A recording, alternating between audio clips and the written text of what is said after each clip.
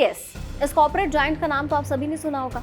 Tata consultancy services India का वो corporate दिग्गज है जहां जॉब पाना लाखों स्टूडेंट्स का सपना होता है। लेकिन नासिक के इसी ड्रीम वर्कप्लेस के पीछे एक ऐसी डार्क रियलिटी छिपी थी कि जब ये बाहर आई तो पूरे कॉर्पोरेट सिस्टम को हिला कर रख दिया। यहाँ सिर्फ सेक्सुअल हरासमेंट ही नहीं बल्कि फोर्स्ड रिलीजियस कन्वर्जन और एक ऑर्गेनाइज्ड ग्रूमिंग रैकेट का खेल चल रहा था।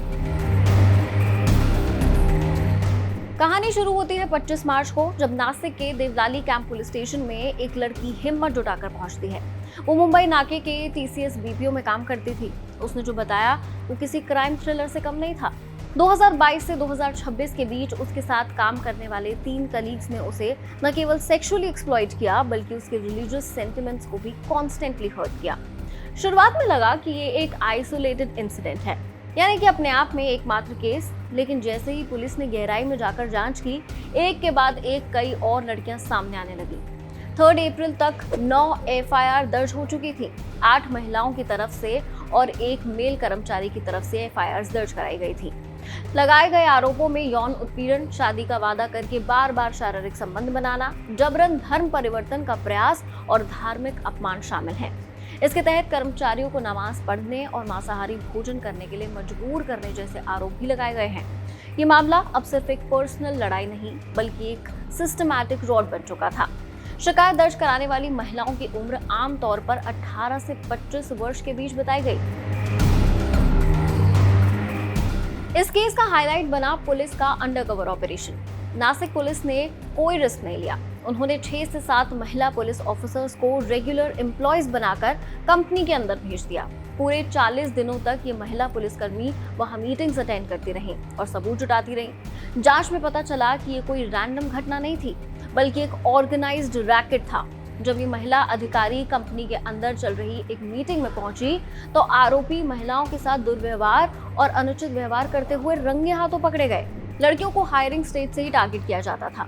आरोपियों ने व्हाट्सएप ग्रुप्स बना रखे थे जहां वो इन लड़कियों को ट्रैक करते थे।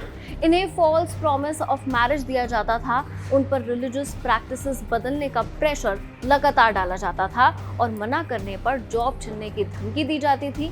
इसे कहते हैं क्लासिक ग्रूमिंग, जहां पावर का इस्तेमाल करके किसी को मेंटली और फिजिकली तोड़ा जा सकता है। जब पुलिस ने फाइल्स खोली तो पता चला कि वहां उत्पीड़न का एक तय पैटर्न था। कैसे?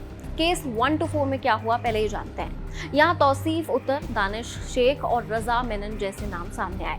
किसी ने शादी का झूठा वादा किया तो कोई ऑफिस की लॉबी में अश्लील हरकतें करता दिखा।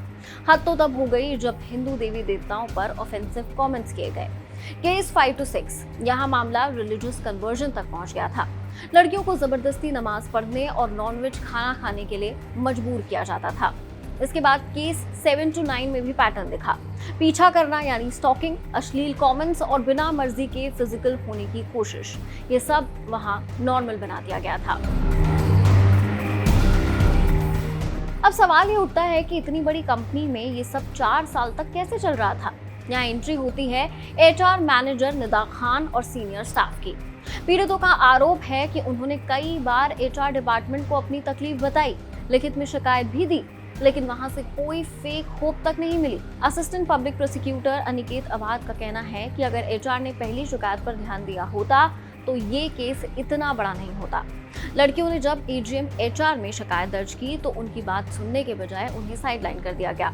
यहाँ पॉश एक्ट 2013 की धज्जियां उड़ाई गई। नियम के मुताबिक हर कंपनी में एक इंटरनल कंप्लेंट्स कमेटी यानी आईसीसी होनी चाहिए, लेकिन यहाँ या तो वो कमेटी कागजों पर थी या फिर आंखें मूंदे बैठी थी।